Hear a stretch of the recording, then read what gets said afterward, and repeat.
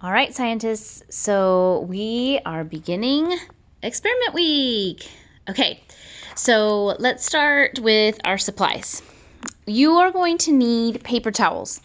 You're going to actually want a good set of paper towels. I know there's plenty of paper towels on the market, but you're going to want a good set that won't dissolve, because there are some that are made to just kind of break down, which are better for the environment. But in terms of this experiment, you're wanting something a little more heavy duty when it comes to your paper towels, because you want to see capillary action at work.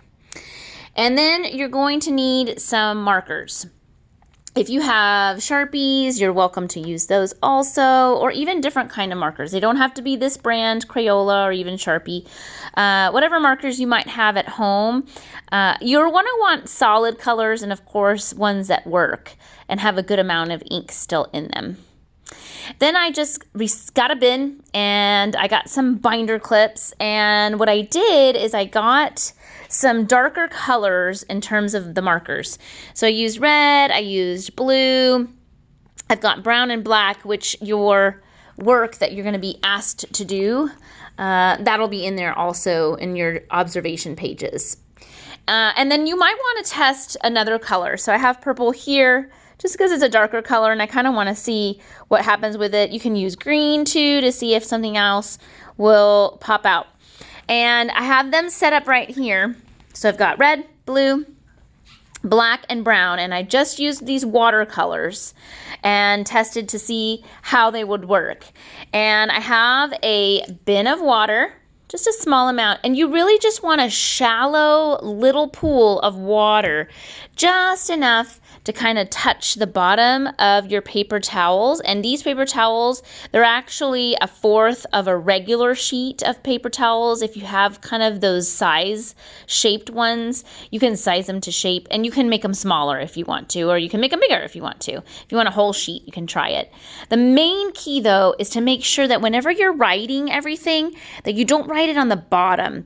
You really want to kind of lift it up and write whatever it is. I just put the name of the color there, and that way it'll actually move up and it won't react as soon as you start, and then you won't have time to really document anything or even see anything. So that's really the key, is just to make sure everything is kind of written in the middle to the upper portion of your paper towels. And again, you just need a shallow amount of water. And all I'm going to do is just kind of pour that in and see the reaction. Okay, so I'm going to pour it in just carefully, and you're going to watch the reaction. Now, I don't want to do it right now because I want you to show me what happens. I want you to document what happens. I want to see that capillary action at work. All right, so send me your videos, show me what you got, and then don't forget, you're going to come over here into your observation pages and write down what you saw. You can make modifications to this.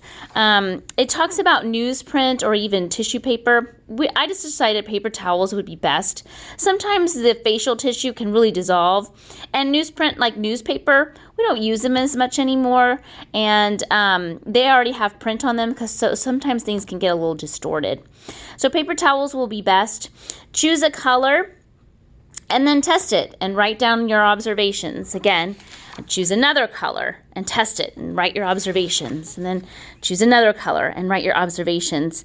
And on this one, it talks about using brown or black. And again, as long as you're making sure you're testing and showing me what you've done, no worries, you're going to be perfectly fine. And then here you have your journal pages, and you're just talking about capillary action, about your colored markers, and then the different colors that may have come up. Now, on this last page, you are going to want to test brown if possible. So in my bin, I have brown.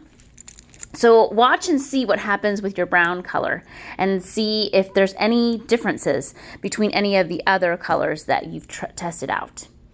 All right, I'm interested to see everything that occurs in your capillary action science experiment. Let's see capillary action at work.